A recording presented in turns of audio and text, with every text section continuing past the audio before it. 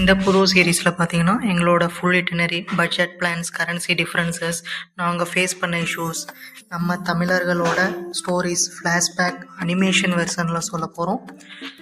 So subscribe பண்ணுங்கள், share பண்ணுங்கள், உங்கள் தாட்ஸை கமெண்ட்ஸில் சொல்லுங்கள். ஓகே, நாங்கள் இப்போது பெங்களூர் ஏர்போர்ட் வந்துட்டோம். நாங்கள் ஏற வேண்டிய ஃப்ளைட் AK-52. ரெஸ்ட்ரிக்டட் ஐட்டம்ஸ்க்கு நிறையா போட்டிருக்காங்க. அதில் ஃபஸ்ட்டு பாம் எடுத்துகிட்டு போகக்கூடாதான். பாம் இருந்தால் வீட்டிலே வச்சுட்டு வந்துடணுமா? அவரே கொண்டு வைப்பாராம், அவரே எடுப்பாராம். நல்லா ரெஸ்ட்ரிக்டட் ஐட்டம்ஸ் எழுதியே வச்சிருக்காங்க. கொப்பரை தேங்காய்னு எழுதி வச்சிருக்காங்க. நம்மளால அதெல்லாம் தூக்கிட்டு வந்துருக்காங்க. இப்போ ஆல்ரெடி கொப்பரை தேங்காய்லாம் தூக்கிட்டு வராதுன்னு போட்டிருக்காங்க. Pepper spray not. இப்போ முக்கியமாக எப்படி கொப்பரை தேங்காய்னு போட்டாங்கன்னா தெரியும். எனக்கு இருக்கா இல்ல கிறுக்கு போறது கிறுக்கு பையா.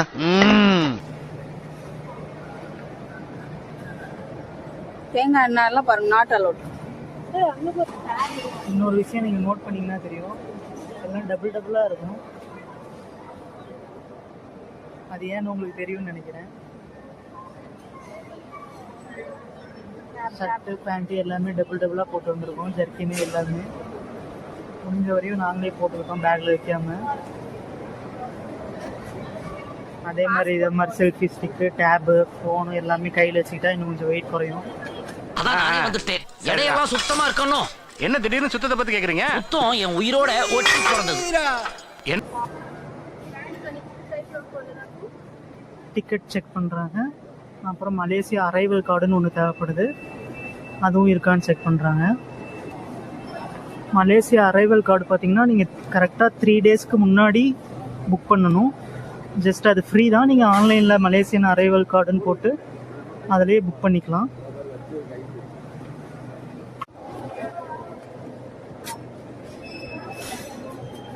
பார்த்தீங்கன்னா இது ஃப்ரீயாக செக்இன் பேக்கில் போட்டு தரேன்னு சொல்லிட்டாங்க இவங்களே. இப்போ என்ன ஆச்சுன்னா, ஆமாம், நாங்கள் ஒரு கிலோ வரையும் எக்ஸ்ட்ரா தான் கொண்டு வந்திருந்தோம். அலோவ் பண்ணுவாங்களா மாட்டாங்களான்னு தெரியாமல் வந்துட்டு இருந்தோம். அதான் அலோவ் பண்ணுவாங்களான்னு மாட்டாங்களா இல்லை எக்ஸ்ட்ரா சார்ஜ் போடுவாங்களோன்னு நினச்சி வந்துட்டு இருந்தோம்.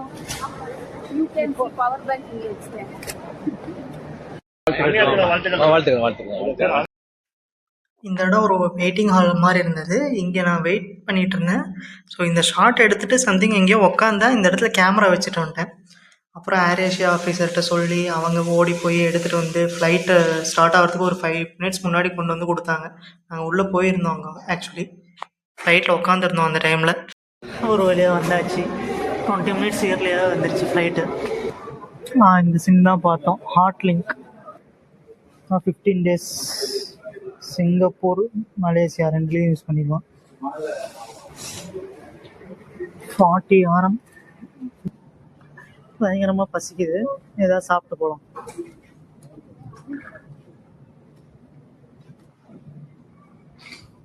மலேசியன் ஃபுட்டு எப்படி இருக்குன்னு ட்ரை பண்ணி பார்ப்போம். எங்கள் இந்தியன் ஃபுட்டு தேடணும். டொப்போக்கி சாப்பிட்றியா? டொப்போக்கி. ஒரு வழியாக ப்ளைன் தோசை கண்டுபிடிச்சிட்டோம். Plain dosa, dosa cheese, dosa pepper, ரொட்டி விற்கிறாங்க.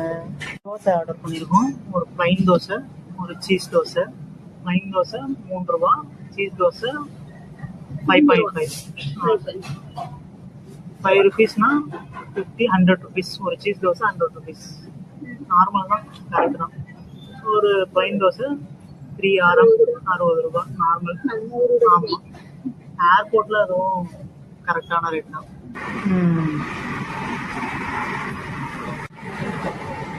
சாம்பார் நம்ம ஊர் சாம்பார் மாதிரியே இருக்கு. சாப்பிட்டு முடிச்சாச்சு. இப்போ நெக்ஸ்ட் நம்ம KL சென்ட்ரல்ல ரூம் எடுத்திருக்கோம். அங்கே அதுக்கு நம்ம பஸ்க்கு போகணும். KL சென்ட்ரலுக்கு டாக்ஸிலையும் போகலாம், பட் இங்கே தான் வந்து நம்ம பஸ்க்கு டிக்கெட் எடுக்கணும்.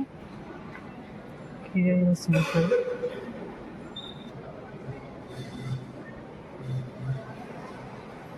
அடல்ட் 32 வருது.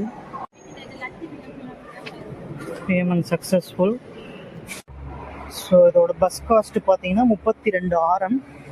தட் மீன்ஸ் நம்ம ஊர் காசுக்கு 320 650 ரூபா வருது கேஎல் சென்ட்ரலுக்கு போகிறதுக்கு மட்டும். ஒரு வழியாக பஸ்ஸில் ஏறியாச்சு. கேஎல் சென்ட்ரலுக்கு போகிறோம். 1 hour காட்டுது. ஏன் கேஎல் சென்ட்ரலில் ரூம் எடுத்தோம் அப்படின்னா அதுதான் சென்டராக இருக்குது. விசிட்டிங் பிளேஸ் எல்லாமே அங்கே நியர்பையாக இருக்குது. அங்கே ஒரு ரயில்வே ஸ்டேஷன் இருக்குது, பஸ் ஸ்டாப் கூட இருக்குது. ஸோ அங்கேருந்து நம்ம எல்லா பிளேஸுக்கும் ஈஸியாக ட்ராவல் பண்ணலாம். ஹாப்பி தீபாவளின்னு போட்டிருக்காங்க. இதுதான் லிட்டில் இந்தியா ஏரியா. கேஎல் சென்டரில் தான் இருக்குது இது. ஸோ இங்கே வந்து பார்த்திங்கன்னா நிறையா தமிழ் ஷாப்ஸ் இருக்கும். அஞ்சப்பர், சரவணபவன், கோபாலா வெஜிடேரியன் ரெஸ்டாரண்ட், திருமணப்பட்டு, அங்கே அடையார் ஆனந்த பவன் இருக்குது, ரதி சில்க்ஸ். அப்புறம் இந்த மாதிரி ஃபெஸ்டிவல் சீசன்லலாம் பார்த்திங்கன்னா ரொம்ப கிராண்டாக இங்கே செலிப்ரேட் பண்ணுவாங்க. ஸோ இதை வந்து லிட்டில் இந்தியான்னு வைக்கிறதுக்கு பதிலாக லிட்டில் தமிழ்நாடுன்னு கூட வச்சுருக்கலாம். ஸோ இங்கே மோஸ்ட்லி ஃபுல்லாக எல்லாம் தமிழ் பர்சன்ஸ் தான் இருப்பாங்க. ஹோட்டல் புக் பண்ணியிருந்தோம். Hotel new winner. Cost around 1800 வந்தது. போய் செக்இன் பண்ணிவிட்டு ரெஃப்ரெஷ் ஆகிட்டு இப்போது நாங்கள் பாட்டு கேவ்ஸ் போகிறோம் முருகனை பார்க்க. ஸோ அதுக்கு நாங்கள் கேஎல் சென்ட்ரலுக்கு போகணும். இதுதான் கேஎல் சென்ட்ரல். ட்ரெயினில் போனால் ஈஸின்னு சொன்னாங்க. ட்ரெயினில் போகிறதுக்கு நம்ம அங்கே போய் டிக்கெட் எடுத்துக்கலாம். மால்லேருந்து வெளியே வந்தோடனே இங்கே ரயில்வே ஸ்டேஷன் வருது. பாட்டு கேவ்ஸ் போகிறதுக்கு இங்கே இந்த கீழே இன்னொரு ரயில்வே ஸ்டேஷன் இருக்குது மால்லேயே. தமிழியன்ஸ் எப்படி மலேசியா வந்தாங்க அப்படிங்கிறதுக்காக ஒரு குட்டி ஸ்டோரி. எப்படி வந்தாங்க? ஃபஸ்ட்டு வந்து பார்த்தீங்கன்னா ராஜேந்திர சோழன் தமிழரோட பெருமையை நிலத்தில் மட்டும் இல்லாமல் கடல் வழி பயணம் அங்கே இருக்க பிஸ்னஸ்லேயும் காட்டணும்னு நினச்சாரு. அதுக்காக ஸ்ரீ விஜயா, அதாவது மலேசியாவில் போய் நிறையா அங்கே பிஸ்னஸ் பண்ணிகிட்டு இருந்தார், இம்போர்ட் எக்ஸ்போர்ட் பண்ணிகிட்டு இருந்தார். பட் அங்கே இருக்கிற ஸ்ரீ விஜயாங்கிற கவர்மெண்ட் ரொம்ப கண்ட்ரோல் பண்ண ஆரம்பிச்சிட்டாங்க. போக போக டேக்ஸ் வந்து ரொம்ப இன்க்ரீஸ் பண்ணாங்க, ரொம்ப மரியாதை குறைவாக நடத்தினாங்க. இதெல்லாம் வந்து ராஜேந்திர சோழனுக்கு ரொம்ப கோவத்தை ஏற்படுத்துச்சு. அதனால் அவங்க ஒரு வார் ஸ்டார்ட் பண்ணாங்க. 1025வது வருஷம் இந்த வார் நடந்தது. ஆயிரக்கணக்கான கடற்படை இங்கேருந்து கிளம்புனாங்க. இந்த கடற்படை கிளம்பி அங்கே போகிறதுக்கு பார்த்திங்கன்னா 3000 மைல்ஸ் டிஸ்டன்ஸ் இருக்குது. கிட்டத்தட்ட 40-50 நாள் மேலே ஆகும். ஸோ அவ்வளோ கஷ்டப்பட்டு அங்கே போயிட்டு நிறையா இடத்துல அட்டாக் பண்ணாங்க. ஸோ கிட்டத்தட்ட 12க்கும் மேற்பட்ட இடத்துல அட்டாக் பண்ணியிருக்காங்க. கடாரம், அதாவது மோஸ்ட்லி இந்த துறைமுகத்தெல்லாம் தான் அட்டாக் பண்ணியிருக்காங்க. அவங்களோட கவர்மெண்ட்டை எடுக்கணுங்கிறது இவங்க நோக்கம் கிடையாது. அங்கே இருக்கிற கடற்பயணத்தில் இருக்க பிஸ்னஸ் எல்லாம் அங்கே துறைமுகத்தை கண்ட்ரோல் பண்ணணும்னு நினச்சி அங்கே வார் டிக்ளேர் பண்ணி அங்கே ஜெயித்தாங்க. ஸோ அங்கே இருந்த அரசர், ஸ்ரீ விஜயாவோட கவர்மெண்ட்டில் இருந்த அரசரையும் அரெஸ்ட் பண்ணாங்க. அதுக்கப்புறமா தமிழர்கள் அங்கே போய் பிஸ்னஸ் பண்ணுறதுக்கு நிறைய ஃப்ரீடம் கிடைச்சது. கடாரம் கொண்டான் அப்படின்னு ராஜேந்திர சோழனுக்கு பேர் வந்தது. அப்புறம் வெற்றியின் அடையாளமாக இங்கே தமிழ்நாட்டில் கங்கை கொண்ட சோழபுரம் கட்டினாங்க. வெற்றியை அடையிறது மட்டும் சாதனை இல்லை, வெற்றியை நிலைநாட்டி அதை தக்க வைக்கிறதும் ஒரு சாதனை.